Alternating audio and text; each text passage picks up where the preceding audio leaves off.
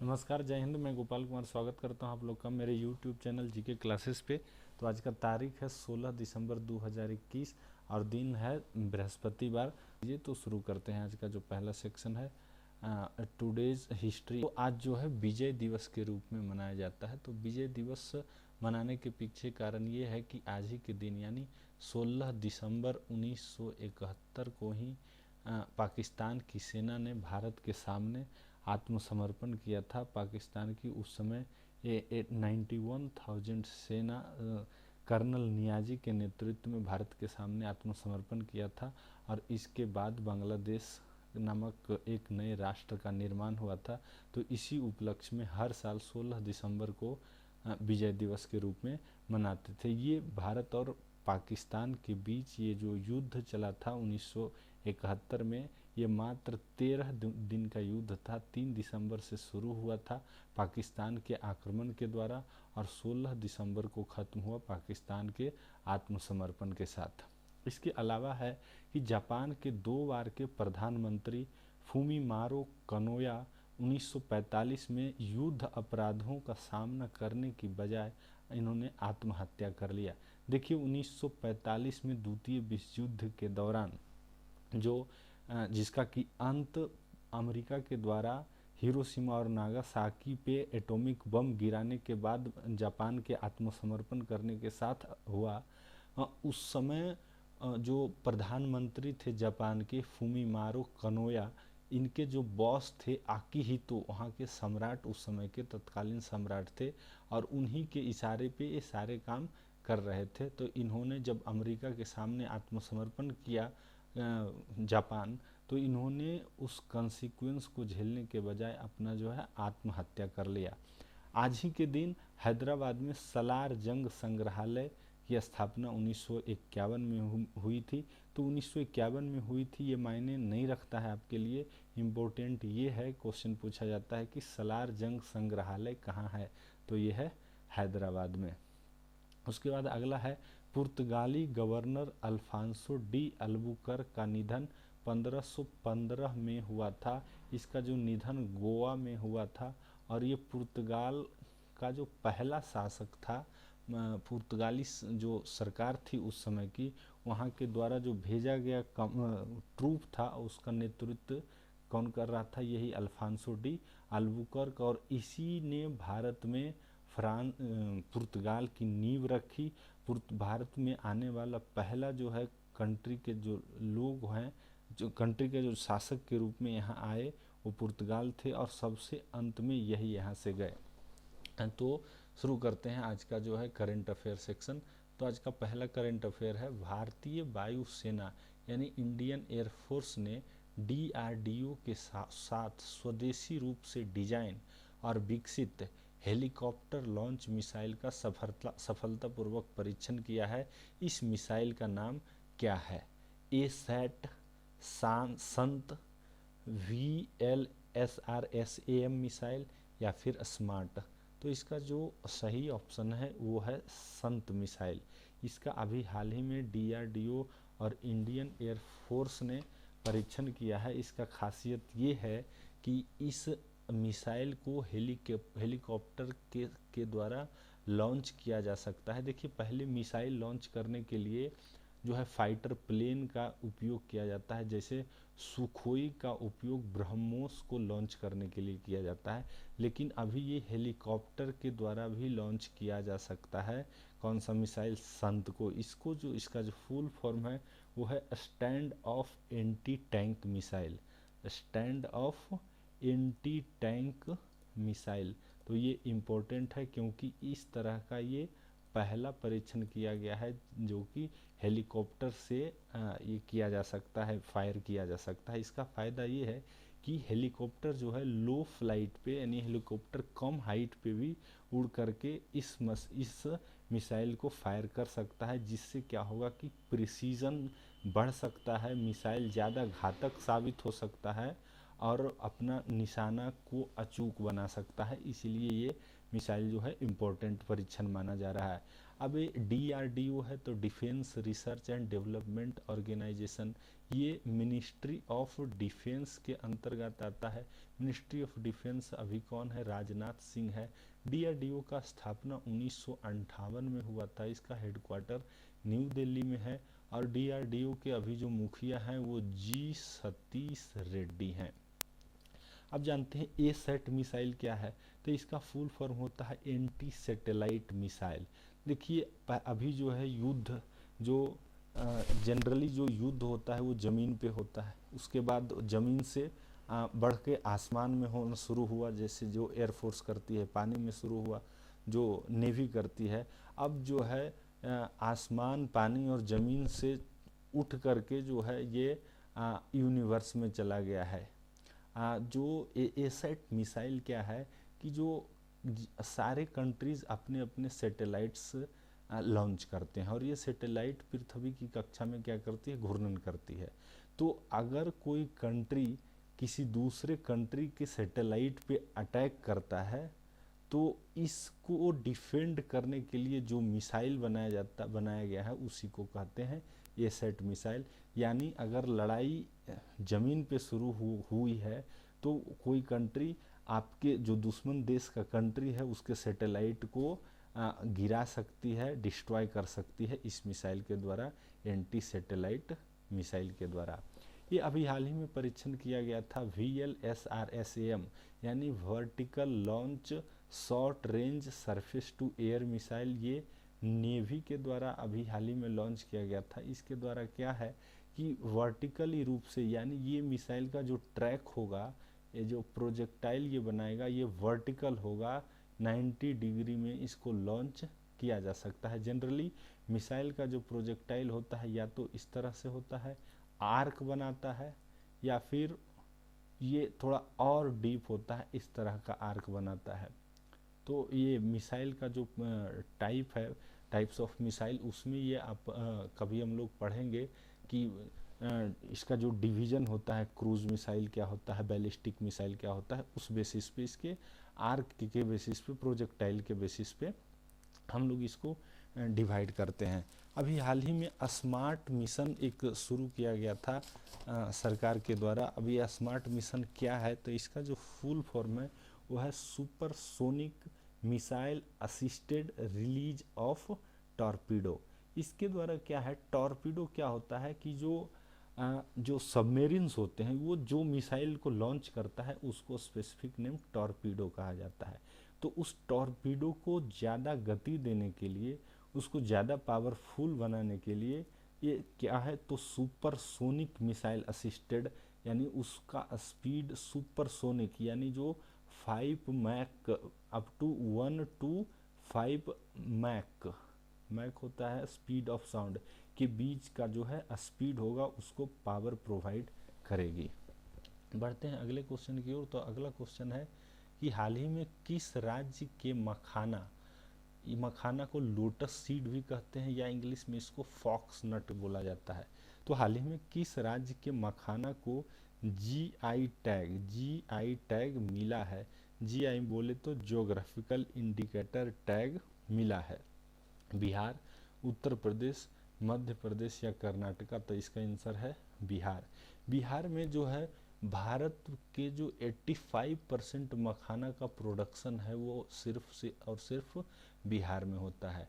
और बिहार में जो मखाना बनता है, मखाना का उत्पादन होता है, उसको पहले बिहार मखाना के नाम से ही जाना जाता था। हालांकि इसका जो प्रोडक्शन है वो मिथिलांचल वाले इलाके में ज़्यादा होता है, इसलिए वहाँ के जो लोग हैं ये डिमांड कर रहे थे कि हमको GI टैग दिया जाए, क्योंकि इसका जो प्रोडक्शन है जो एक पार्टिकुलर एरिया में हो रहा है। तो मिथिलांचल, जिस तरह से उत्तर प्रदेश में पूर्वांचल है, पश्चिम वाले हैं, इस तरह से बिहार का जो इलाका है वो मिथिलांचल। इसमें जो डिस्ट्रिक्ट्स आते हैं वो हैं, अगर आप ये मैप में देखिए तो आप देख सकते हैं, तो ये रहा बिहार का मैप। जो ये दरभंगा आप देख रहे हैं, ये दरभंगा गढ़ है मिथिलांचल का, ये सेंट्रल पोर्शन है। इसके अलावा ये सीतामढ़ी, मधुबनी, सुपौल, अररिया, किशनगंज, पूर्णिया इत्यादि इन डिस्ट्रिक्ट्स में होता है। ये सारे डिस्ट्रिक्ट्स जो हैं तराई प्रदेश हैं, ये हिमालय के तराई, इसके ऊपर नेपाल और उसके बाद हिमालय है। तो हिमालय के जो तराई वाले प्रदेश हैं यहाँ होता इसका उत्पादन होता है मखाना का। तो ये कहा जीआई टैग किसके द्वारा दिया जाता है, तो मिनिस्ट्री ऑफ कॉरपोरेट अफेयर्स के द्वारा ये प्रोवाइड किया जाता है। जीआई टैग अभी मिनिस्ट्री ऑफ कॉरपोरेट अफेयर कौन है, तो पीयूष गोयल हैं। जीआई टैग के बारे में बहुत समय विवाद चलते रहता है, जिससे कुछ समय पहले एक विवाद उड़ीसा और वेस्ट बंगाल के बीच चल रहा था कि रसगुल्ला का जो जीआई टैग है किसको दिया जाए, उड़ीसा को दिया जाए कि वेस्ट बंगाल को दिया जाए। उड़ीसा वाले कह रहे थे ये मेरा है, मेरा जो उत्पादन है यहाँ की ओरिजिनेट हुई है, और वेस्ट बंगाल वाले कह रहे थे हमारे यहाँ से ओरिजिनेट हुई है। अब ये बिहार है, तो बिहार के बारे में जान लेते हैं। बिहार का नाम बिहार इसलिए है क्योंकि यहाँ बौद्ध भिक्षु रहते थे, और बौद्ध भिक्षु जो थे वह उनके रहने का स्थान को विहार कहा जाता था, उसी के नाम पर यहाँ का नाम बिहार पड़ा। उत्तर प्रदेश स्पष्ट है, इसको पहले से ही यूनाइटेड प्रोविंस कहा जाता है क्योंकि ये नॉर्दर्न भारत के जो है नॉर्दर्न इलाके में है, तो इसीलिए उसको उत्तर प्रदेश करते हैं। मध्य प्रदेश भी क्लियर है, ये जो सेंट्रल पोर्शन में है, मध्य भाग में है, इसलिए इसको मध्य प्रदेश बोला जाता है। मध्य प्रदेश को सोया प्रदेश भी कहा जाता है क्योंकि यहाँ सोयाबीन का उत्पादन सबसे ज़्यादा होता है। उसके अलावा मध्य प्रदेश में सबसे ज़्यादा दाल का उत्पादन होता है। मध्य प्रदेश के मुख्यमंत्री हैं शिवराज सिंह चौहान, और यहाँ के गवर्नर हैं मंगूभाई पटेल। उत्तर प्रदेश के मुख्यमंत्री हैं योगी आदित्यनाथ, और यहाँ के गवर्नर हैं आनंदीबेन पटेल।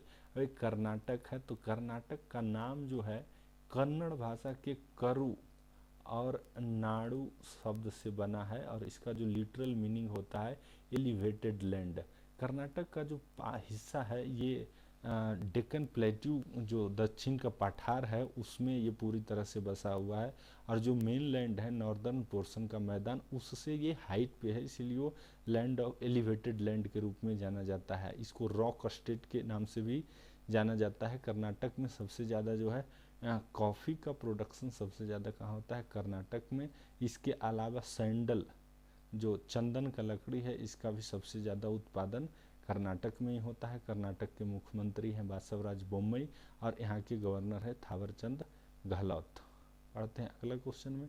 अगला क्वेश्चन है निम्नलिखित में से किस राज्य या केंद्र शासित प्रदेश को अपना पहला एफएम रेडियो स्टेशन मिला है। देखिए भारत 1947 में आज़ाद हुआ, और उसके बाद इस केंद्र शासित प्रदेश में जो है पहली बार एफएम रेडियो स्टेशन स्थापित किया गया है। कौन है वो, लद्दाख, उत्तर प्रदेश, दिल्ली, पुदुचेरी। तो दो ऑप्शन तो आप आसानी से काट सकते हैं, उत्तर प्रदेश और दिल्ली। इसका सही आंसर जो है लद्दाख। लद्दाख अभी हाल ही में लद्दाख का जो स्थापना वर्तमान स्वरूप में 5 अगस्त 2019 को हुआ जम्मू कश्मीर रीऑर्गेनाइजेशन एक्ट के तहत। ये एक क्या है, यूनियन टेरिटरी है, केंद्र शासित प्रदेश है। उत्तर प्रदेश के बारे में हम लोग जाने अभी। दिल्ली जो है क्या है, दिल्ली केंद्र शासित प्रदेश ये भी है। इसको प्रिसाइजली नेशनल कैपिटल रीजन के नाम से जाना जाता है। 1956 में जब स्टेट रीऑर्गेनाइजेशन एक्ट गठित किया गया था, तो उस समय से लेकर के 1991 तक ये जो है केंद्र शासित प्रदेश था। लेकिन 69वां संविधान संशोधन के द्वारा यहाँ असेंबली की व्यवस्था की गई, लेजिस्लेटिव असेंबली यानी विधानसभा की व्यवस्था की गई, जिसमें कि 70 सीट है। और उस समय से यानी 69वां संविधान संशोधन के बाद प्रावधान किया गया दिल्ली में एक मुख्यमंत्री भी होंगे और एक एलजी भी होंगे, जैसा कि अब वर्तमान स्वरूप में देख सकते हैं। मुख्यमंत्री हैं अरविंद केजरीवाल और एलजी हैं अनिल बैजल। अब ये पुदुचेरी है, पुदुचेरी एक स्पेसिफिक यूनियन टेरिटरी है, क्योंकि यहाँ पे जो है ये फ्रांस की बस्ती थी। फ्रांस वाले लोग जो भारत में आए थे उन्हीं के द्वारा ये कैप्चर किया हुआ था। इसमें जो है 4 डिस्ट्रिक्ट हैं, उसमें से एक डिस्ट्रिक्ट इंक्लूडिंग है पुडुचेरी। इसके अलावा है माहे, कराईकल और एनम। तो माहे जो है केरल में स्थापित है, एनएम जो है आंध्र प्रदेश में है, और कराईकल और पुदुचेरी ये दोनों तमिलनाडु में है। तो ये याद रखिए, कई के एग्जामिनेशन में पूछा गया है कि कौन सा डिस्ट्रिक्ट किस राज्य में है। तो माहे केरल में, एनएम आंध्र प्रदेश में, कराईकल और पुदुचेरी तमिलनाडु में। बढ़ते हैं अगले क्वेश्चन की ओर। अगला क्वेश्चन है, निम्नलिखित में से किस राज्य की पुलिस ने ई लर्निंग प्लेटफॉर्म उन्नति लॉन्च किया है? नागालैंड, आंध्र प्रदेश, दिल्ली या फिर पंजाब? तो इसका जो सही आंसर है वो है दिल्ली। दिल्ली पुलिस ने, दिल्ली के अभी जो पुलिस कमिश्नर हैं वो राकेश अस्थन्ना हैं। इसके पहले जो ये थे सीबीआई के डायरेक्टर रह चुके हैं, काफ़ी विवाद से जुड़े हुए हैं, इनका नाम जो है जुड़ा हुआ है। नागालैंड अभी हाल ही में एक ऐप लॉन्च की थी, call your cop app launch की थी, जो कि वहाँ के सिटीजन्स के लिए एक प्रकार से एक सुविधा थी कि अगर आप किसी समय डिस्ट्रेस में हैं, प्रॉब्लम में हैं, तो आप जो है मोबाइल पे इस ऐप के द्वारा कभी भी सहायता मांग सकते हैं। आंध्र प्रदेश जो है अपने एडमिनिस्ट्रेशन में, आंध्र प्रदेश की पुलिस अपने एडमिनिस्ट्रेशन में सबसे ज़्यादा टेक्नोलॉजी का इस्तेमाल करती है। ये जो है अभी एक हाल ही में डाटा इंडियन पुलिस डिपार्टमेंट द्वारा प्रस्तुत किया गया था, तो उसमें से आंध्र प्रदेश की पुलिस जो है टॉप पे आई थी। आंध्र प्रदेश के मुख्यमंत्री हैं अभी वाईएस जगन मोहन रेड्डी, और यहाँ के हैं गवर्नर हैं विश्वभूषण हरिचंदन। नागालैंड के नेफ्यू रियो है मुख्यमंत्री, और यहाँ के गवर्नर हैं आर.एन. रवि। नागालैंड अभी काफ़ी जो है गर्म मुद्दा बना हुआ है, क्योंकि यहाँ हाल ही में सैन्य बलों द्वारा वहाँ की जो सिविलियंस हैं उन सिविलियंस पे गोली चला दी गई, जिससे काफ़ी 14-15 लोगों का मृत्यु हो गया। नागालैंड का फेमस फेस्टिवल है हॉर्नबिल फेस्टिवल। बढ़ते हैं अगले क्वेश्चन में। तो अगला क्वेश्चन है, प्रतिष्ठित टाइम पत्रिका द्वारा 2021 के लिए पर्सन ऑफ द ईयर के रूप में किसे नामित किया गया? MacKenzie Scott, Jeff Bezos, Elon Musk या निर्मला सीतारमन? तो इसका जो सही आंसर है वो है एलोन मस्क। एलोन मस्क देखिए एक एंटरप्रेन्योर हैं, एक उद्यमी हैं। इनके द्वारा स्पेस एक्स का स्थापना किया गया था, और स्पेस एक्स प्राइवेट क्षेत्र में जो है, स्पेस के क्षेत्र में अभी जो है नासा को टक्कर देने वाली संस्था बन गई है। ये प्राइवेटली ऑन्ड स्पेस जो ट्रांसपोर्टेशन का एक काम करती है। इसके अलावा एलोन मस्क सीईओ हैं, चीफ एग्जीक्यूटिव ऑफिसर हैं किसके? टेस्ला के। टेस्ला जो है एक इलेक्ट्रिक कार बनाने वाली कंपनी है, और इसमें जो है फ्यूचर ट्रांसपोर्टेशन का जो फ्यूचर इसी में निहित है। जेफ बेजोस जैसा कि आप जानते हैं अमेजन के संस्थापक हैं, ये अमेजन के मालिक भी हैं, ऑनर भी हैं। और जेफ बेजोस की एक्स वाइफ थी कौन? MacKenzie Scott. और मैकेंजी स्कॉट को अभी हाल ही में जो फोर्ब्स पत्रिका है, ये भी यूएसए की एक पत्रिका है, फोर्ब्स पत्रिका द्वारा जारी किया गया 100 पावरफुल वोमेन के लिस्ट में जो है पहला स्थान दिया गया था किसको? मैकेंजी स्कॉट को। एक नोवेलिस्ट हैं, उपन्यासकार भी हैं, इनके पास जो काफ़ी पैसा डोनेट करती हैं, इसी के कारण इनको फोर्ब्स पत्रिका द्वारा नंबर 1 सबसे मोस्ट पावरफुल वुमेन का खिताब दिया गया, और दूसरे नंबर पे इसमें दिया गया Kamala Harris, vice president of USA. के अलावा निर्मला सीतारमन को ये जो फॉर्चून मैगजीन है, फॉर्चून मैगजीन के द्वारा भारत में 50 मोस्ट पावरफुल वुमेन का लिस्ट जारी किया गया। उसमें पहले नंबर पे कौन थे? तो निर्मला सीतारमन भारत की अभी फाइनेंस मिनिस्टर हैं। अभी टाइम पत्रिका जारी की है पर्सन ऑफ द ईयर, तो इसके बारे में जान लेते हैं। इसका जो हेडक्वार्टर है वो न्यूयॉर्क यूएसए में है। इसकी स्थापना 1923 में हुई थी। ये एक साप्ताहिक समाचार पत्रिका है। बढ़ते हैं अगले क्वेश्चन की ओर। अगला क्वेश्चन है, आत्मनिर्भर भारत रोजगार योजना ABRY के तहत सबसे अधिक लाभार्थियों की सूची में किस राज्य या केंद्र शासित प्रदेश ने शीर्ष स्थान हासिल किया? महाराष्ट्र, तमिलनाडु, गुजरात या आंध्र प्रदेश? तो इसका जो सही आंसर है वो है महाराष्ट्र। ये क्या है? तो आत्मनिर्भर भारत रोजगार योजना क्या है? तो ये पोस्ट कोविड, जो कोविड के बाद एम्प्लॉयमेंट को बूस्ट करने के लिए किस तरह से रोजगार को बढ़ाया जा सके, उससे संबंधित ये योजना थी सरकार की। इसके तहत क्या था कि अगर कोई संस्था है जो कि न्यू रिक्रूट करता है, नए लोगों को रिक्रूट करता है, तो 2 साल तक यानी 2 ईयर तक जो ईपीएफ कंट्रीब्यूशन होता है, ईपीएफ बोलते हैं एम्प्लॉयमेंट प्रोविडेंट फंड, इसमें एम्प्लॉयर को 12% जो सैलरी होती है उसकी जमा करनी पड़ती है, और 12% एम्प्लॉई के द्वारा जमा किया जाता है। तो ये सरकार ने इस योजना के तहत बताई थी कि ये 12% जो एम्प्लॉयर को देना है वो हम देंगे। अब इससे ये मतलब इसको बूस्ट करने का सरकार का मकसद था कि जो कंपनीज हैं ज़्यादा से ज़्यादा लोगों को रोजगार दे पोस्ट कोविड के दौरान। पहले नंबर पे कौन? महाराष्ट्र। ये ऑर्डर को याद रख लीजिए, महाराष्ट्र, तमिलनाडु दूसरे नंबर पे, तीसरे नंबर पे गुजरात, चौथे नंबर पे आंध्रा। अभी हाल ही में जो महाराष्ट्र गुजरात को सरपास कर गया, किस चीज़ में? मैन्युफैक्चरिंग हब में, यानी उत्पादन के क्षेत्र में महाराष्ट्र पीछे छोड़ दिया है गुजरात को पहली बार। महाराष्ट्र और गुजरात इस दोनों का अगर देखें तो स्थापना 1960 में हुआ था शाह कमीशन के रिकमेंडेशन पे, क्योंकि महाराष्ट्र और गुजरात इससे पहले जो है बॉम्बे प्रेसिडेंसी में आते थे, और बॉम्बे प्रेसिडेंसी में मराठी बोलने वाले और गुजराती बोलने वालों का जो है आंदोलन चल रहा था कि हमको जो है सेपरेट दर्जा दे दिया जाए, सेपरेट स्टेट बना दिया जाए। इसी के बाद 1960 में इन दोनों का स्थापना हुआ था।